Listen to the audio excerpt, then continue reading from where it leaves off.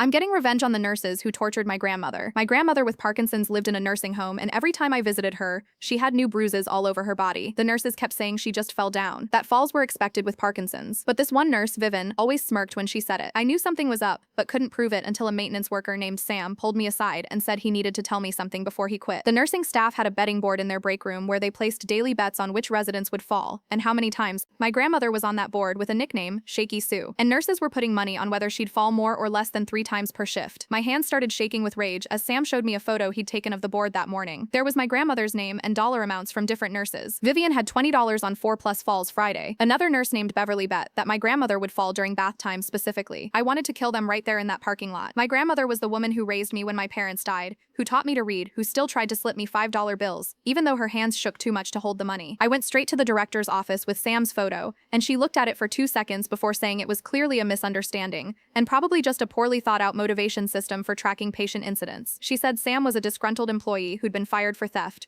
which Sam had already told me was a lie they'd made up when he'd complained about the betting. I demanded to see my grandmother's incident reports, and there were 17 documented falls in the past month, every single one marked as unwitnessed and consistent with disease progression. I was shaking with fury as the director said they were following all protocols and documenting everything properly. I asked why my grandmother fell so much more here than she ever did at home, and she said institutional settings were different and I shouldn't compare them. I went to my grandmother's room and found her sitting in her chair with a black eye she didn't have yesterday, and I felt something break inside me. When I asked what happened, she whispered that Vivian had moved her walker out of reach that morning, and she tried to get to the bathroom on her own. She said Vivian and Beverly often did that, putting things just far enough away that she'd have to risk standing without support. My grandmother said sometimes they'd call her to come quickly for medication, and then act surprised when she fell trying to hurry. She'd been too scared to tell me because Vivian said she'd make sure my grandmother got moved to the dementia ward, where visitors weren't allowed as often. I held my grandmother while she cried, and I wanted to burn the whole building down with those nurses inside it. The director said without proof of intentional negligence, she couldn't take action against her nursing staff based on the word of a confused elderly woman and a terminated maintenance worker. I called Adult Protective Services, but they said the facility was documenting falls appropriately and following standard protocols for Parkinson's patients. They said betting might be inappropriate but wasn't illegal if it didn't affect care, and there was no proof it did. I found out from another resident's daughter that her father had mysteriously stopped falling once he'd been moved away from Vivian's section. Another family told me their mother with MS had fallen constantly until they'd installed a hidden camera and threatened to sue. Then, suddenly, she never fell again. When I confronted Vivian directly, she smiled and said, "My grandmother was lucky to have such a caring granddaughter, but maybe I should consider memory care since I seemed stressed and confused about standard Parkinson's progression." Beverly was standing behind her laughing and actually said, "Your grandma's a tough old bird. She can handle a few tumbles." A few tumbles. Like my grandmother was some kind of toy for their sick entertainment, and I had to physically stop myself from attacking her right there. That night, my grandmother begged me not to leave her there, holding my hand with her shaking fingers, and crying that she was scared to go to sleep because sometimes they'd wake her up by pulling her blankets off so she'd fall trying to grab them back. She told me Vivian had won $50 the previous week when my grandmother had fallen 5 times in one day, and they'd celebrated right in front of her, counting their money while she lay on the floor. My grandmother, who spent her whole life caring for others, was being tortured for beer money, and I couldn't get anyone to stop it. I spent the next morning calling every family member who had someone in that facility,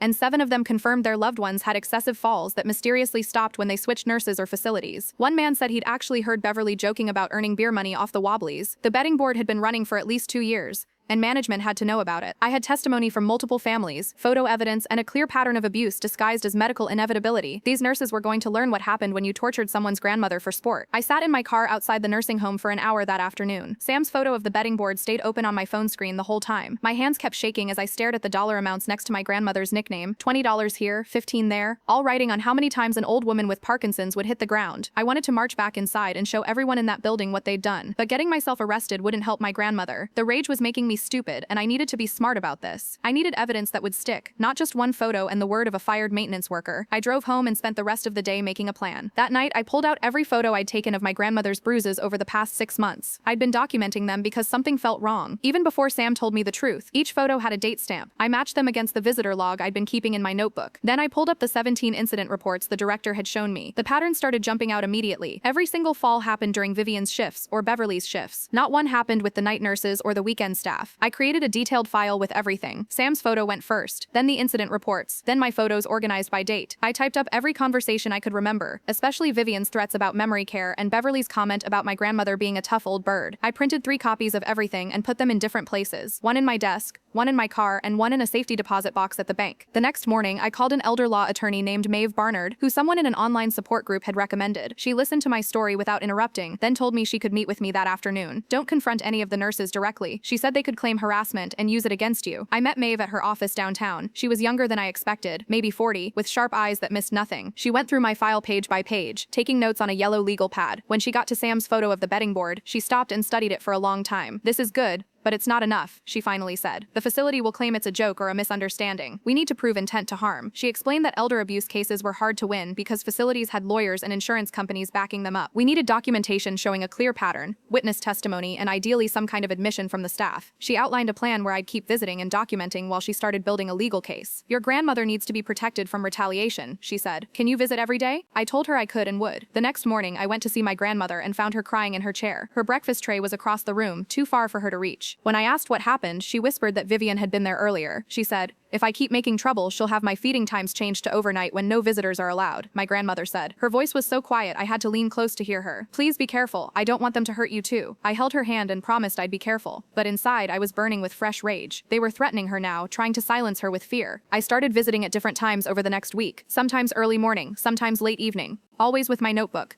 I wrote down which nurses were on duty, what time falls were reported, which residents were involved. The pattern was so clear it was almost stupid. Vivian worked Monday through Thursday day shifts. My grandmother fell an average of 3 times during those 4 days. Beverly worked Friday through Sunday day shifts. More falls. The night nurses and evening nurses. 0 falls. Not 1. I reached out to families I'd met in the support group, and 3 of them agreed to talk to me about their experiences.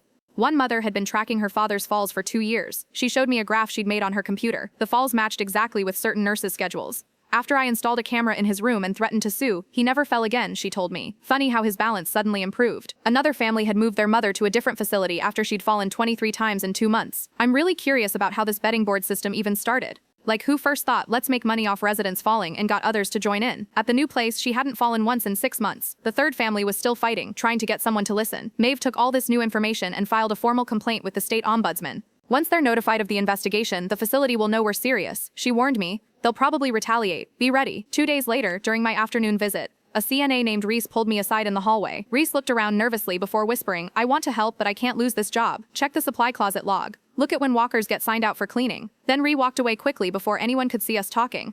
I found the supply closet log at the nurser's station when they were doing shift change. The log showed walkers and wheelchairs being signed out for routine cleaning at weird times. My grandmother's walker was logged for cleaning at 6:45 a.m. on a Monday, right when she'd need it to get to the bathroom. It was cleaned again at 11:30 a.m. the same day, right before lunch. The cleaning times matched up perfectly with her documented falls. Someone was creating a paper trail to explain why equipment wasn't available when residents needed it most. I printed out all the logs and highlighted every time my grandmother's equipment went missing for cleaning right before her falls. The next morning when I showed up to visit, the receptionist stopped me and said they had new security protocols that limited visiting hours to 2:30 in slots per week. She handed me a paper that said families had been disrupting care routines and the new policy would help residents adjust better. I knew this was about me gathering evidence, so I called Maeve right there in the lobby, and she told me to document everything while she filed an emergency injunction. Within 3 hours, she had papers filed with the court demanding they restore my visiting rights since there was no legal basis to restrict family access. The facility's lawyer tried to argue that private facilities could set their own policies, but May pointed out that they accepted Medicare funding, which came with federal requirements about family access. While we waited for the judge's decision, my phone rang and it was Cole from Adult Protective Services, saying he'd reviewed my new evidence and was reopening the investigation. He said the equipment logs combined with a betting board photo showed a clear pattern that warranted another look, and he was scheduling an unannounced visit to the facility for next week. I went to a spy shop downtown and bought a tiny camera that looked like a regular button and could record for 6 hours straight. The clerk showed me how to attach it to any shirt and said the video quality was good enough to use in court. I called Maeve to check if I could legally record, and she confirmed our state had one-party consent, but warned me to only film in common areas like hallways and the dining room, not private rooms. The judge granted our injunction 2 days later, and I was back to daily visits, but now the staff watched me like hawks. During my next visit, I wore the button camera and sat in the common area where Vivian was talking to another nurse near the medication cart. She looked right at me, and then told the other nurse that my grandmother was due for a tumble because she'd been too steady lately. They both laughed, and Vivian said maybe they should move her walker during dinner rush when things got busy. The audio came through clear on the recording, but their faces weren't fully visible since I had to sit at an angle to not be obvious. That night, Sam texted me that he'd been trying to find work, but every facility in the area had somehow heard about his whistleblowing and wouldn't even interview him. He said one hiring manager straight up told him they didn't hire troublemakers who couldn't be team players. Sam was driving for a food delivery app now to pay rent, but said he'd testify in court if needed because what they did to my grandmother was worth losing his career over. 3 days later, I got a call at 2 a.m. that my grandmother had fallen and was being taken to the emergency room with a possible broken wrist. When I got there, she was crying and holding her left arm, which was already swelling and turning purple. The x-rays showed a fracture. And while we waited for the orthopedic doctor, the ER nurse named Sienna came in and closed the door behind her. She looked at my grandmother's wrist and then quietly told me the injury pattern was suspicious because defensive fractures usually happened when someone tried to catch themselves, but this looked more like a twisting injury. Sienna said she'd seen similar injuries from the same facility before, but her previous reports to APS had gone nowhere because the facility always had documentation showing the patient fell. She pulled up my grandmother's medical record on the computer and added detailed notes about the suspicious injury pattern and took photos from multiple angles. Sienna printed me a copy of everything and said she was also sending it directly to APS with a formal concern report. She told me 3 other families had mentioned similar suspicious injuries from that facility in the past year, but without proof of intent, nothing ever happened. The next day, while my grandmother was still in the hospital, I got a call from someone named Jude, who said he was a reporter with a local news station. He'd heard about my case from another family whose mother had been at the same facility and wanted to investigate, but needed at least 2 families willing to go on record. I told him I'd think about it, but first I needed to focus on getting my grandmother somewhere safe. When my grandmother was discharged back to the facility 2 days later with her wrist in a cast, the director called me into her office. She sat behind her big desk and said they were concerned about my grandmother's increasing needs and might need to transfer her to a more specialized unit. She mentioned their memory care wing had an opening, and the staff there was better equipped to handle residents who were prone to falls. I knew this was a threat because the memory care unit only allowed 1 visit per week, and families needed special permission to take residents out. I told her my grandmother didn't have dementia, and she smiled and said sometimes Parkinson's patients developed cognitive issues that families didn't want to acknowledge. She gave me a week to consider what was best for my grandmother's safety. That afternoon, I got a text from someone named Reese, who said they worked in the facility's kitchen and had something to show me. We met in the parking lot, and Reese pulled out a phone with photos of a new bedding board hidden in a supply closet. They were using code words now like touchdown for falls and field goal for bathroom accidents, but my grandmother was still on there listed as SS with money amounts next to different predictions. Reese said the nurses thought they were being clever, but everyone knew what the codes meant, and the bedding had actually gotten worse since the first board was exposed because now they felt challenged to not get caught. I spent the next morning at the county records office filling out request forms for every inspection report and complaint filed against the facility in the past 5 years. The clerk behind the desk kept giving me weird looks as my stack of forms grew higher, but I didn't care because I needed everything they had. 3 hours later, I walked out with 2 boxes of documents that showed violation after violation that somehow never resulted in any real consequences. There were complaints about inadequate staffing, medication errors, unexplained injuries, and guess what? Excessive falls among residents who could walk just fine when they first arrived. The state inspectors had cited them 14 times in 3 years for failure to provide adequate supervision, but each time the facility just submitted a correction plan and kept operating like nothing happened. I spread all the papers across my living room floor and started making a timeline that showed how the falls increased after certain nurses were hired, and how complaints spiked during specific shifts. Jude called while I was highlighting another violation report and said 2 more families wanted to meet with us after hearing about our case. The first was a woman whose mother had broken her hip after staff left her wheelchair brakes unlocked on purpose, according to another resident who witnessed it. The second was a father who'd installed a hidden camera in his dad's room after too many suspicious bruises and actually caught staff creating hazards on purpose. He had footage of someone moving furniture into walkways and leaving wet spots on the floor without warning signs. We met at a coffee shop where he showed us the video on his phone, and my hands were shaking as I watched a staff member deliberately spill water near his father's bed and walk away.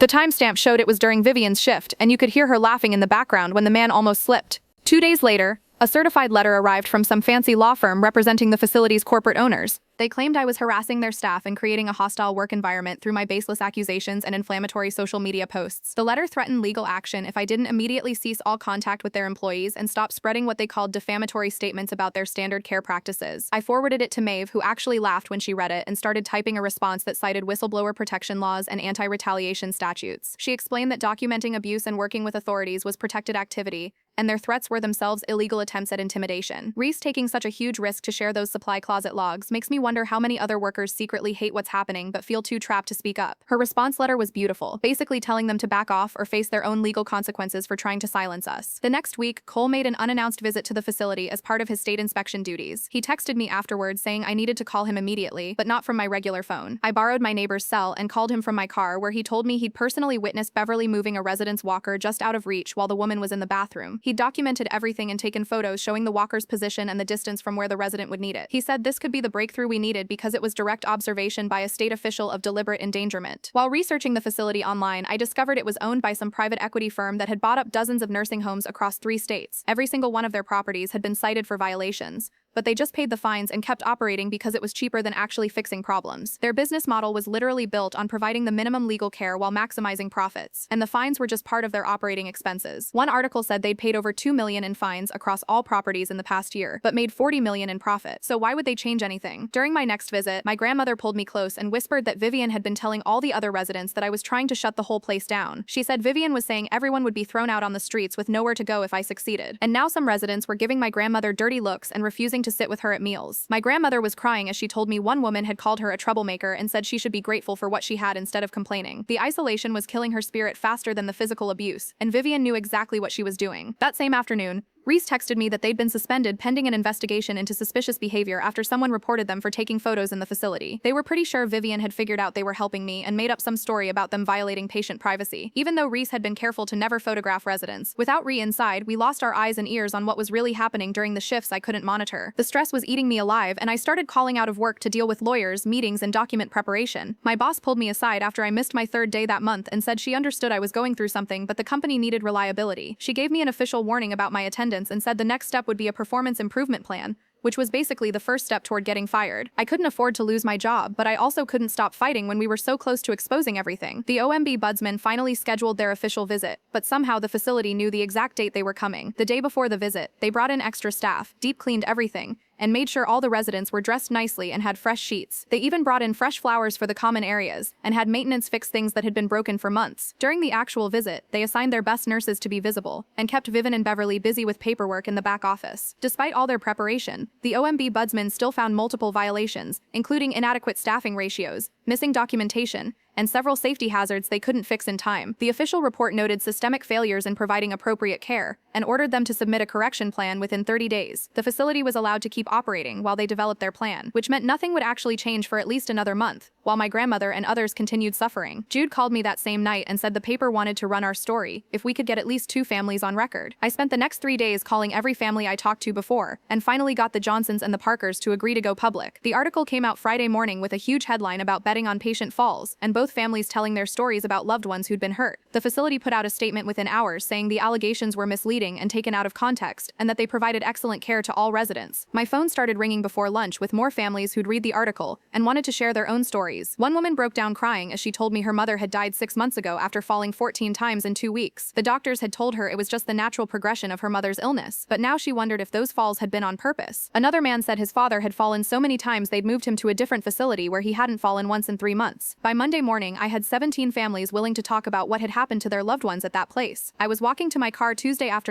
when Beverly stepped out from behind a van and blocked my path. She got right in my face and said I was ruining good people's careers over harmless fun that didn't hurt anyone. I pulled out my phone and started recording as she kept talking about how the betting was just a way to make a boring job more interesting. She actually said the words, "We never pushed anyone," and then caught herself and added, "I mean, there was never any betting at all." She grabbed for my phone, but I stepped back and kept recording as she said I'd never prove anything and I was just making things worse for my grandmother. I drove straight to Maeve's office and played her the recording where Beverly basically admitted everything while trying to threaten me. Maeve said it was good evidence, but we needed more to show actual harm being caused. When I went to see my grandmother that evening, she was sitting in her chair staring at the wall and wouldn't look at me. The nurse on duty said she hadn't eaten lunch or dinner and had been crying most of the day. I tried to get her to eat some pudding, but her hands were shaking worse than I'd ever seen them, and she couldn't hold the spoon. The doctor came by and said the stress was making her Parkinson's symptoms significantly worse, and he was concerned about her weight loss. He prescribed anti-anxiety medication, but said the best thing would be to reduce her stress levels, which we both knew meant getting her out of there. May filed for an emergency transfer order the next morning, but the judge's clerk called that afternoon to say we'd need a hearing first. The hearing was set for 2 weeks out, and the judge wanted more concrete evidence of immediate danger beyond the betting allegations. May have said we had 14 days to build the strongest case possible, or my grandmother would be stuck there indefinitely. I spent that night going through Beverly's social media accounts looking for anything useful. Her Facebook was mostly private, but I found her Twitter account where 6 months ago she'd posted about earning beer money off the Wobblies with a laughing emoji. There were 3 more posts over the past year making jokes about residents falling, and one where she'd actually posted a photo of money with a caption, "Today's earnings." I took screenshots of everything, and then watched as the posts started disappearing one by one, but I already had them saved. The facility sent out an email to all families the next day announcing they were conducting conducting additional training for all staff members on patient safety and dignity. They said they'd addressed individual performance issues and were committed to providing the highest standard of care. I called around and found out that meant they'd given everyone a 2-hour training session and made them sign a paper saying they understood the policies. Nobody had been fired or even suspended despite everything that had come out. Vivian was still working my grandmother's wing, and Beverly was still there every day acting like nothing had happened. I was sitting in my car outside the facility Thursday night when my phone rang from a number I didn't recognize. The voice on the other end whispered that it was Reese and they needed to tell me something important, but I couldn't let anyone know they'd called. Reese said they'd overheard Vivian in the break room planning to make sure my grandmother had an accident during the next state inspection to prove she was really that unsteady. Vivian had said if my grandmother fell in front of the inspector, it would show all the complaints were just family members in denial about their loved one's conditions. Reese said Vivian was getting desperate because the administration was starting to pay attention and she needed to cover herself. I thanked Ree and immediately called 3 other families whose loved ones were still in the facility. After checking the legal requirements for our state, I helped them order small cameras that looked like picture frames and alarm clocks. We installed them over the weekend when the staff was lighter and made sure they covered the main areas where our family members spent time. Within 4 days, we had footage of Beverly moving a walker out of reach and laughing when Mr. Johnson struggled to stand. We had video of Vivian deliberately spilling water on the floor and then calling Mrs. Parker to come quickly for her medication. We had clear evidence of them ignoring call buttons and making residents wait until they tried to get up on their own. Cole reviewed all the video evidence and immediately substantiated the neglect complaints, but said closure required a pattern of violations that hadn't been corrected. He ordered increased monitoring and more frequent inspections, but the facility would stay open while they worked on improvements. So the betting posts Beverly made about wobblies were real social media evidence this whole time. That's wild how she just posted about making money from falls right out in the open like that. Did she think nobody would ever connect those posts to her job? 2 days after Cole's visit, I walked into the facility and noticed Beverly wasn't at her usual station. The receptionist said she'd been suspended pending investigation, but wouldn't say more. I went to my grandmother's wing and saw Vivian working in a different section far from where my grandmother stayed. The director called it routine staff rotation when I asked about it. She kept saying the changes had nothing to do with our complaints and were part of normal scheduling adjustments. I didn't believe her for a second, but at least those 2 weren't near my grandmother anymore. That afternoon, a man in an expensive suit showed up at my apartment with a thick envelope from the facility's corporate office. The papers inside offered me $75,000 if I signed a non-disclosure agreement and dropped all complaints. The document said I couldn't talk to media, couldn't post online, couldn't warn other families, and had to withdraw my reports to the state. I called Maeve immediately, and she came over to review the paperwork. She pointed out clauses that would prevent me from protecting other residents or even discussing my grandmother's care publicly. She said accepting would mean letting them continue hurting other people's grandparents while I stayed silent. The money would help with my grandmother's care costs, but Maeve was right that silence meant more victims. I told the corporate lawyer no when he called for my answer the next morning. 3 days later, I got a call from the facility saying my grandmother had fallen again during the night. They said she'd tried to get up alone and no staff were present when it happened. When I arrived, she had fresh bruises on her arms and a cut on her forehead that needed stitches. The doctor at the ER said the injuries were consistent with an unassisted fall, but my grandmother seemed more scared than hurt. She kept asking if I was mad at her for falling and apologizing over and over. The stress of everything had made her more fragile and confused than before. Even with Vivian and Beverly away from her, she was still getting hurt. Sienna called me that evening to say corporate lawyers had contacted her about the documentation she'd provided. They wanted her to clarify that the injuries could have been from normal falls and weren't necessarily suspicious. She said they'd hinted that cooperation would be appreciated,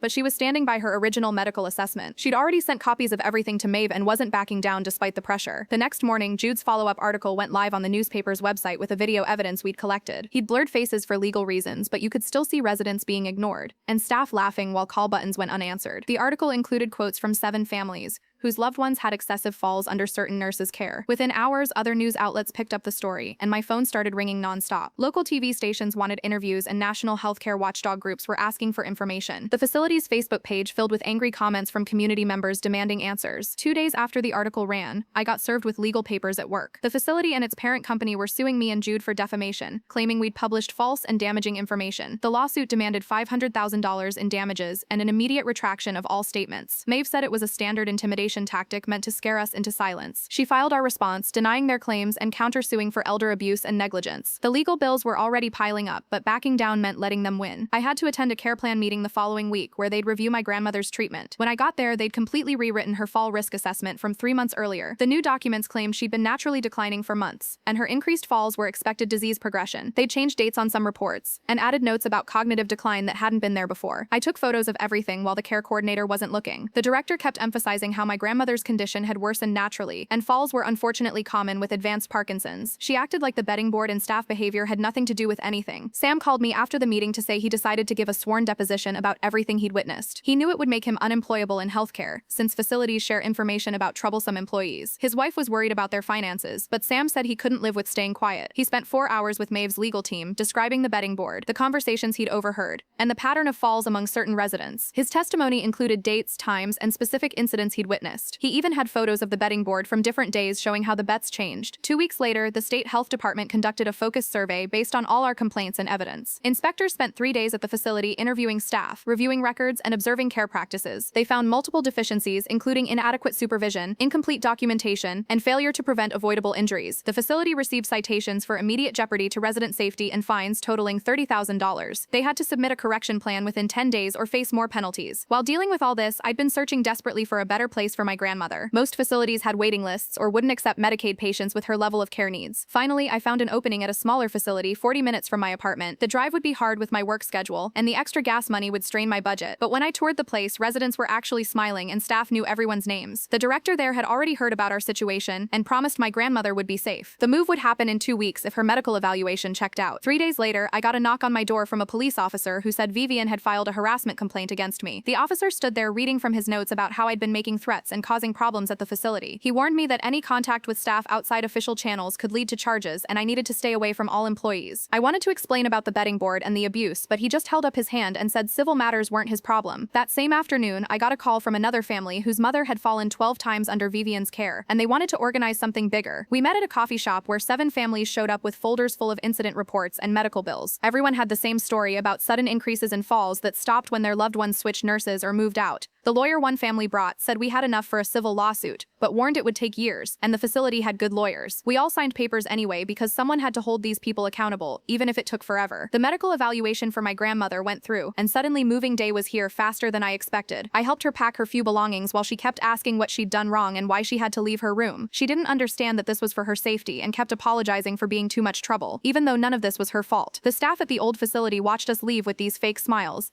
and Vivian actually waved goodbye like we were old friends. My grandmother cried the whole drive to the new place, and kept saying she'd try not to fall anymore if I'd let her stay. At the new facility, the staff was kind, but my grandmother flinched every time someone walked toward her too fast. When a nurse reached for her arm to help her walk, she pulled back so hard she almost fell backwards. The physical therapist said this kind of trauma response was common in abuse victims and would take time to work through. For the first week, she barely slept and kept asking where Vivian was and when she'd come to move her walker. I had to keep reminding her that Vivian couldn't hurt her anymore, but she'd look at the door like she expected her to walk in. Meanwhile, I found out through social media that Beverly had already gotten a job at another nursing home through a staffing agency. The system that let her torture old people for money was already protecting her and giving her access to new victims. When I called to warn that facility, they said they couldn't discriminate based on unproven allegations from a previous workplace. I contacted Ree to thank them for everything, but they told me they'd been blacklisted from healthcare work completely. Word had gotten out that they were the whistleblower, and now no facility would hire them, even for non-patient positions. They said helping was still the right thing, but they were living with their parents now, and doing food delivery to pay bills. The original facility sent out a press release about their new oversight system that sounded great on paper. They hired a patient advocate and installed cameras in common areas and promised better training for staff. But families still posting in our support group said the falls kept happening just in places without cameras. Now my grandmother started to relax a little at the new place after 3 weeks, but still had nightmares most nights. She'd wake up calling for help and grabbing at her blankets like someone was pulling them away. During visits, she held my hand the entire time and wouldn't let go even when I needed to use the bathroom. The way they completely rewrote her grandmother's medical records to make the falls look like natural decline is making me wonder how often this happens in other places. Do facilities regularly change documents when they're in trouble? The new staff was patient with her, but I could see how much damage those months of abuse had done. Our civil lawsuit was moving at the speed of ice melting, with depositions scheduled and rescheduled and discovery requests going back and forth. The lawyer said the facility was using delay tactics, hoping we'd give up or run out of money for legal fees. He warned us it could be 2 more years before we even got to mediation, much less a trial or settlement. Every month there was a new motion to file or respond to, and the legal bills kept growing while nothing actually happened. I started going to meetings for an advocacy group pushing for stronger oversight laws for nursing homes. The room was full of people with similar stories about their parents and grandparents being hurt while authorities did nothing. We wrote letters to representatives and organized protests, but progress was so slow it felt like pushing a boulder uphill. One woman had been fighting for justice for her father for 5 years and still hadn't gotten anywhere. The facilitator kept saying, "Change takes time." But I could see people losing hope when another meeting ended with no real progress. Every small victory, like getting a meeting with a state senator, got crushed when they'd thank us for coming, then do nothing. But I kept going because connecting with others who understood this helpless rage was the only thing keeping me sane. These people knew what it was like to watch someone you love get hurt while the system protected the abusers. We shared resources and warning lists of bad facilities and checked on each other when things got really dark. My grandmother was safe now, but thousands of others were still trapped in places where falls were entertainment and bruises were profit margins. 3 weeks later, Jude called to tell me he'd won some big journalism award for his investigation into the facility. He was excited, but I just stared at the bills piling up on my kitchen table while he talked. The award ceremony was next month, and the facility was still open for business. I hung up and opened another past due notice from the lawyer who'd helped me file complaints. The new place for my grandmother cost twice as much as the old one, and my savings were gone. I started looking for weekend work that same afternoon. The grocery store down the street was hiring night stalkers, and I filled out the application right there. They called me back 2 days later, and I started working Friday through Sunday nights from 10 bis to 6 in the morning. I'd visit my grandmother during the day, then go straight to work stacking cans and boxes until dawn. My back hurt constantly from bending over pallets, but the extra $400 a week kept us afloat.